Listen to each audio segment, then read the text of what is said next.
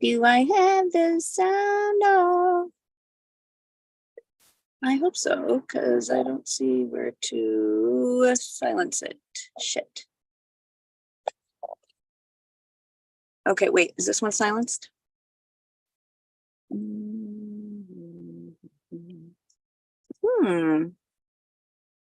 Okay, oh, hit done.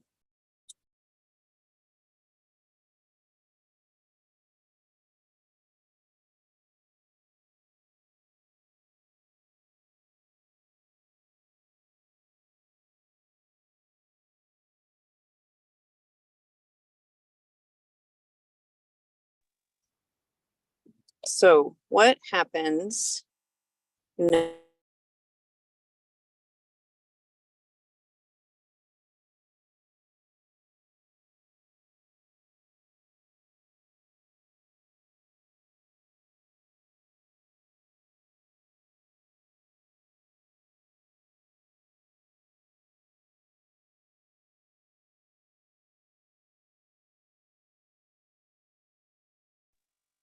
Mode, I am.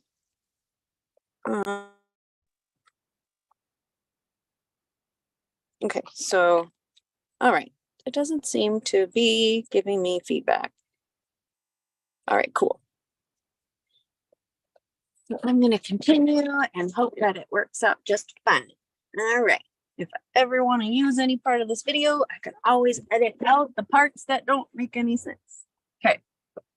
So I've noticed I have a big blockage when it comes to moving forward in many areas of my life. And I think it is in part because I have not verbally processed a lot of stuff that's clogged up inside me. So kind of some of the key points are, yes, I need to verbally process it, but no, it doesn't need to be done with a particular person like my partner or family members or whomever I think it is that triggered me. Really, it's for me to get curious and investigate, what is it that's really bringing up upset? Because what I found is once I say those things out loud, even if it's just a video or a voice message or the trees, like it doesn't have to be recorded. Once I've said it out loud at least once, the next version, God, that tree is so pretty. The next version is usually more clear, concise, organized, and I just really don't feel like the very first draft is appropriate to share with most people. Like once in a while, of course, you want your partner and your people to like see you in your as you are in the moment. However, if you have a bunch of pent up trauma and stuff that you haven't worked through, and if you need a professional to do that, it can become exhausting and draining to your people. If it's like a big piece of your relationship is processing. So, yeah. So I'm trying to use this medium as a way to get things out of me, while giving me the opportunity that if I want to come back and witness myself as I would in a women's circle or something, then I have that option. If I really just feel like I got what I needed out of it, just saying the stuff, great.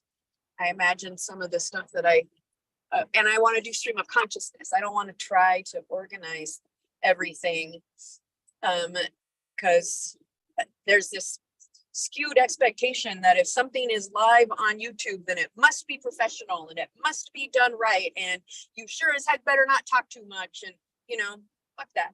This is me in process and allowing others who maybe are curious how this works or how the YouTube stuff works, or think this mistaken belief that, oh, what I've seen is, kind of they've just come on the scene. No, you need to see the early stages of the process so that you have a more realistic view. So that's why I share my stuff more often than not. Okay.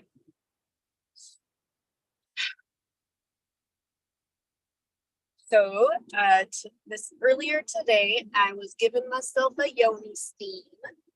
My period ended yesterday, and so that's what my practitioner, naturopath, etc. Suggested, is that I do it in that sort of frequency, definitely right after the period, and ideally before it starts as well. So while I was sitting there, I did it for 15 minutes. I was listening to really soothing music. I was not distracting myself with other stuff. I was just like being there, being curious. And what came up was all these like visual flashes of my daughter's birthday, her first, her actual day of birth. And me kind of noting now, based on what I know, where all these points of potential birth trauma could have come in. So, at full resilience, maybe it wouldn't impact her or I, but partly because there were so many of them, of these things, that I think that it kind of created some patterns that I hope we're able to break. So first of all, I ended up having to have a C-section. Either I had estimated the conception date inaccurately, or she was in there a week longer than estimated. She was definitely quite a bit bigger than my pelvis could accommodate. They were very concerned that she would not survive, or I would not survive her being born. So we scheduled a C-section. I did say I want to have as close to a natural birth as conceivable. I'm willing to be induced, but my hope is that that give me time to try to have a natural birth. I wish bath, like birthing in water was more common. It was a super weird thing back then. So we were in the hospital. I had a C-section. I had an extremely intense labor. Towards the end, the nurse said, on a scale of 1 to 10, your contractions are an 11. I had been through some really hard labor for a while, and so I did eventually take an epidural, even though I knew that was basically going to guarantee a C-section. And so that's like one. I numbed my pain with drugs. I used drugs to induce a natural process, perhaps before it was really ready. And then my baby was removed from my body in an unnatural way. I'm grateful. I'm not saying I'm not, but she was cut out of my stomach. She did not get the health benefits of going through the vaginal canal. My guts were taken out and moved out of the way. So were they all put back together correctly? I was not able to hold her right away. I had the drugs they've put in me, gave me such bad shakes and teeth chatters that I couldn't safely hold her. My heart was broken that I wasn't the first person to hold her. I wish somebody would have at least put her on my chest or something. But her dad was the first to hold her. And then I think my mom was the next. And then Grandpa Steve and Grandma Alicia came one right after that. So I feel like that was another part of the distance that was created between us. I felt frustration in the first days because breastfeeding was challenging. So she probably felt that energetic from me.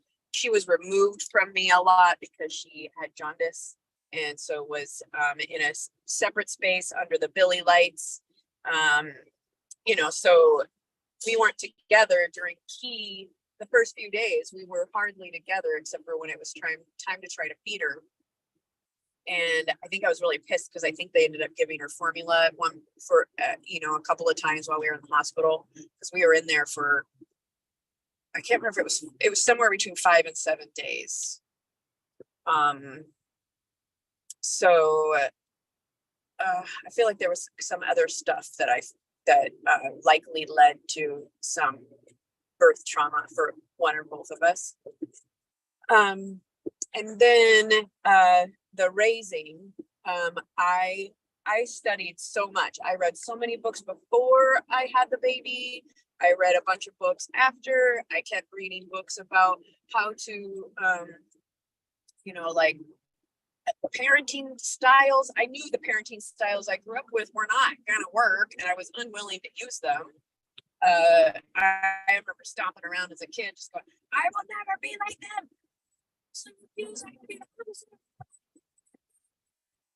So I needed to learn new skills, and I knew that. I was consistently on an uphill climb because the ways that I intuitively wanted to be with and raise my daughter were very different from the from the way from the times, like the way people were expected to raise their babies. So like Dr. Spock, fuck you, Dr. Spock, you have a bunch of bullshit that you taught people. And fuck you, Dr. Sears, I am super fucking pissed about your cry it out sleep style. That was one of the most painful things that I could possibly imagine, was the insistence that I use that method. Her dad and I were just fight, because this can't be right. This hurts so bad for me to hear her crying like that. She needs me. She wants to know, why is no one coming? She is desperate. She is crying at the top of her lungs, save me, save me, save me. So, God, I'm so fucking pissed that I let into that shit. That I let experts and my husband, who's not a fucking expert, and was not in tune to a child's needs at the time. I should not have let them talk me out of what I intuitively felt right. I carried her in a sling as much as humanly possible. I got teased about that mercilessly. I put her in backpacks and front packs. Teased about that a lot, but I got away with that a little better. She co-slept as much as possible. I was so sad when we ended up putting her in her own room. I really wish we had put a bed in there so that I could have gone and slept with her a lot. Like, at least that way I could have been closer with my baby instead of distanced, so that I could be closer to my husband, which, is important too. But maybe if we hadn't spent quite as much time together, maybe we would have been treated each other a little more special. Would have had an opportunity to miss each other, but we never did. And I was realizing that kind of the only time I got to be with her how I wanted to be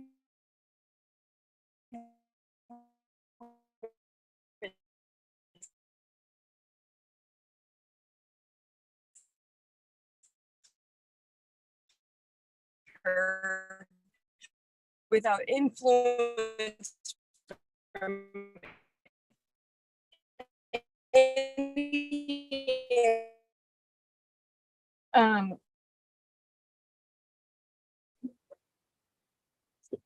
for 3 months, and then I finally admitted eventually that he would get so drunk when this started. He would get so usually be mostly passed out and would just put her in front of the TV. And I didn't find that, so that he could sober up enough by the time I got home that I wouldn't know. And he admitted that when she was in 4th grade or 5th grade or something, and he had done it for years. I don't know which years. He also instilled a great deal of fear in her. He created a instead of a daddy-daughter dynamic, he created a friend dynamic and let's keep secrets from mom dynamic. And there were a lot of serious things that they kept from me, like health issues. And sometimes I would catch them letting the kids go down the hill without helmets on and on their bikes and scooters and stuff really fast. Or he'd be kind of drunk and he would drive the topless 4Runner with the kids in the back, not buckled in. Just bullshit like that. Lots and lots of bullshit. I would catch that sort of thing sometimes, but it made me wonder, what other kind of shit are you doing when I'm not around, keeping an eye on it? Why did my niece end up with a concussion? Because you were playing with her. Why did Ainsley end up with a concussion? Because you were playing with her. Playing, roughly. I definitely haven't said out loud most of the stuff that I am upset about, confused about, mad about from my married years. So that's part of the blockage. Another thing that has been coming up is I have a housemate who has really lost her shit and is not being at all appropriate in her method of communication or how discourteous she is in the home. Her daughter unfortunately takes after her, and sometimes it's fine. They're both fine sometimes, but it almost in some ways makes it worse that it's, you never know what to expect. And I hate that dynamic.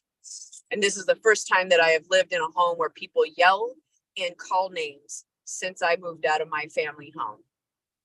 And I do not want any sort of recreation of that dynamic. And there should be absolutely no reason whatsoever why the adults, everybody in the house is an adult now, while the adults I live with are incapable. There's no reason whatsoever they should ever yell at each other or call names.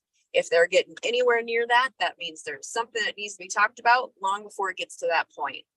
Never a reason to call names or yell or hit in our current home life situation. So the fact that, well, I don't know about hitting, but the fact that those things have been happening, the yelling and the name calling and the explosive reactions and the inability to take responsibility and even an unwillingness to even look at the possibility that maybe you forgot to do the thing.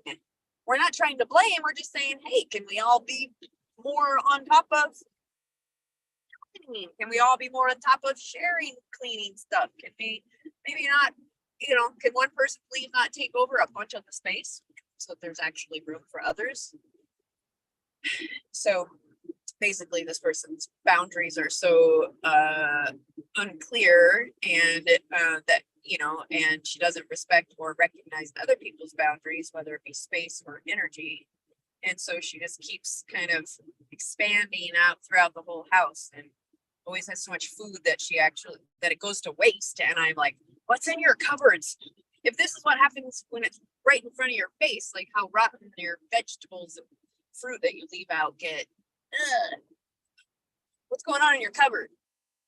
Anyway, so that reflection though is really making me look at the periods of time in my life where people would say, hey, you are too grumpy. Hey, you don't talk to me like that. Hey, that's, that level of emotionality is not appropriate at work. And, I imagine that there's a pretty good chance that part of the reason my husband and I had so much trouble was because neither of us had particularly good communication skills. Neither of us would slow down enough to kind of be like, hey, we need to spend some time together. Hey, let's actually go through with the ideas that we say. Would we make a plan with Ainsley? Let's make sure that we actually do it. And if it's not happening, that means time somewhere else needs to be opened up. I really regret how many years my ex-husband was able to basically put me in a position of believing that the only way my family was going to be suitably supported was if I did the majority of the income earning. So for the majority of our married life, because before we got married, he had a really high paying job, but he didn't keep it very long after we moved in together. I remember for sure, but I always had the higher paying job. I was the only one who worked full time for longer than 2 years tops. I created a business specifically to give that guy a job. And I later found out that he used to leave at like 4 a.m. so that he could go sit in the storage unit, drink like crazy before he went to work. I always had to be the one to provide insurance. I always had multiple part-time jobs, a minimum of one, usually multiple. I was always trying to figure out from an entrepreneurial perspective how I could trade fewer hours for money, but I could never seem to figure out what that could look like. And he didn't read, he didn't make any effort whatsoever to like improve his skill level. He's totally unwilling to do any of that. The one thing that he did finally do when he got sober is he did go to AA for a while. He did get some benefit out of that, but after a little over a year and a half, he's like, I don't need that anymore. I can take care of myself now.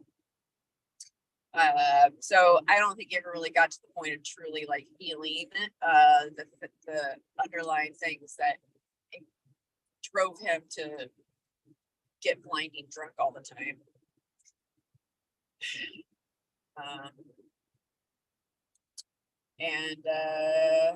As he started to tune into himself more and more. He started to exercise more. He probably was releasing stuff. He was probably becoming aware of things, but he wasn't talking to me. He wasn't keeping me alongside him in any way. He was just like doing it on his own.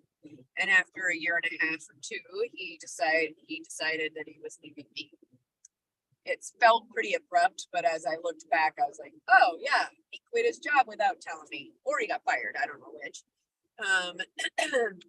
He opened a checking account that he started to put stuff in, to keep it separate from the family's checking accounts. He was spending a lot of time with this woman he met at work, including helping her buy a car. And at the time, I was like, gosh, you're so good. And I'm so glad that she has somebody she could, everybody needs somebody to depend on. And you're good at helping people buy cars and stuff. He moved in with her within a couple of months of moving out of our house.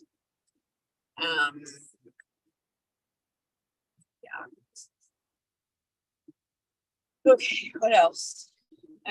So a lot of those patterns that I named from the very get-go are why I think my daughter just had a natural orientation to keeping a lot to herself and just assuming she couldn't tell me things. Maybe she didn't even realize why she couldn't tell me things. And I believe it was because of this deep programming from her father to not tell mom anything.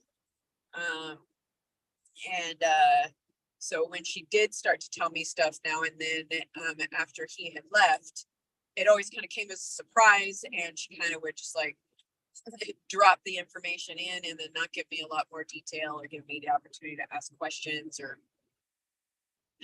learn more about her experience.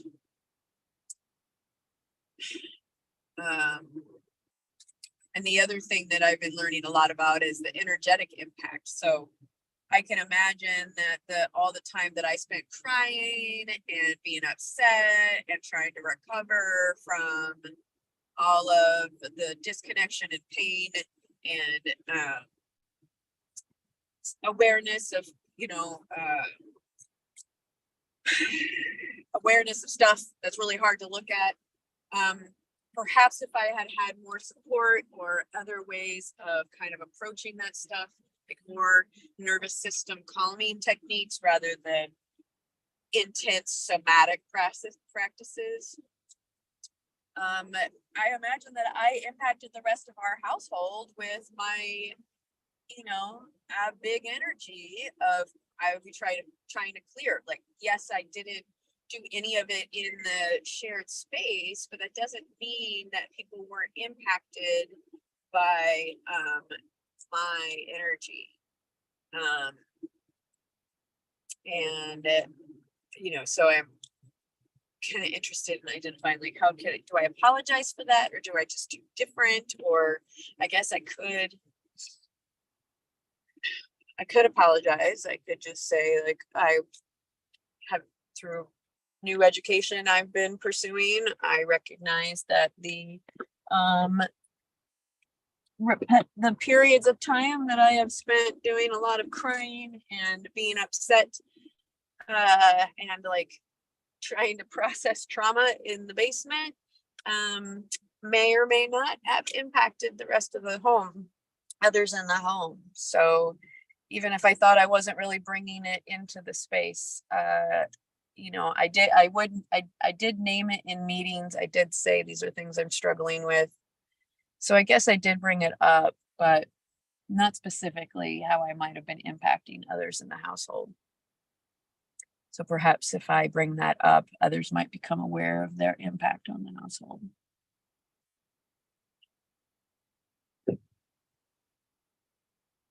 My stomach hurts.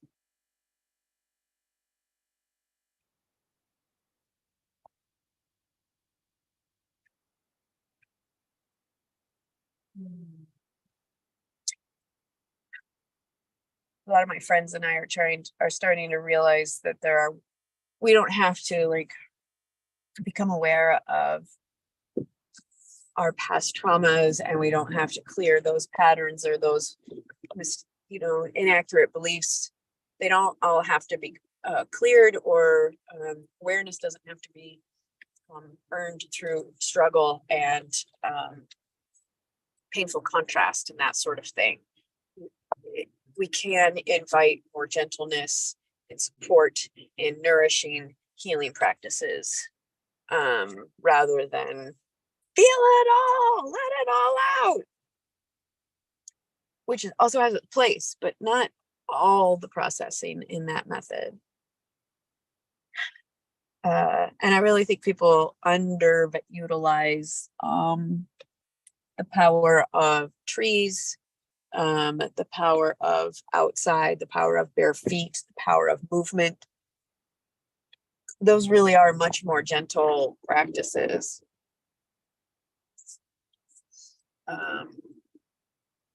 So yeah, probably really do need to get better about inviting the house to go with me, if or at least I can say, hey, I'm going to go to the river. Anyone want to go with me? I can wait a little bit. If so, and if nothing else, it starts demonstrating like, hey, this is an option.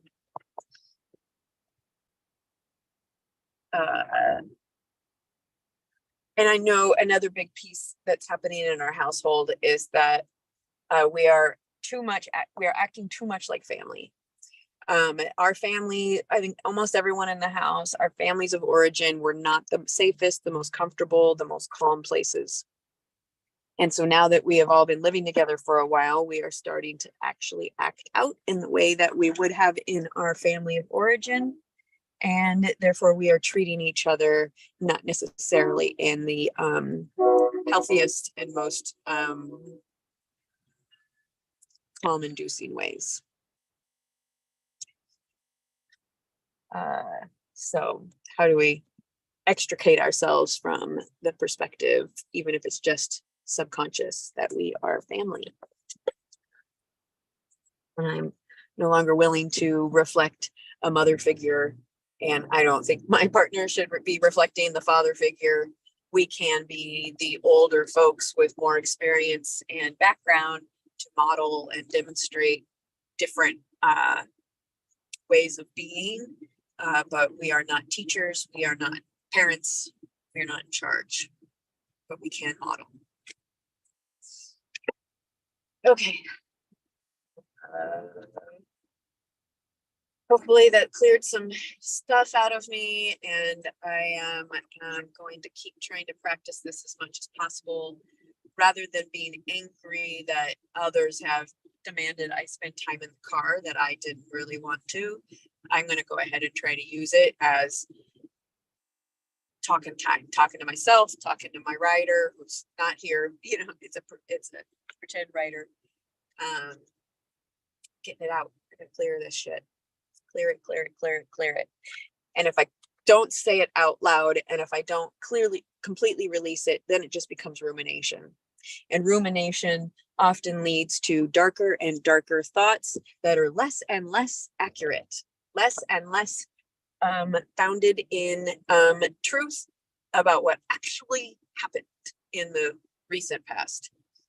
If someone is ruminating and it's getting further and further away from what happened, you know, in the recent past, then it's based in their way back past instead. Okay, I'm gonna pay attention where I'm going. I don't anticipate anyone will ever watch this, but if you did, thank you for being on the receiving end. And I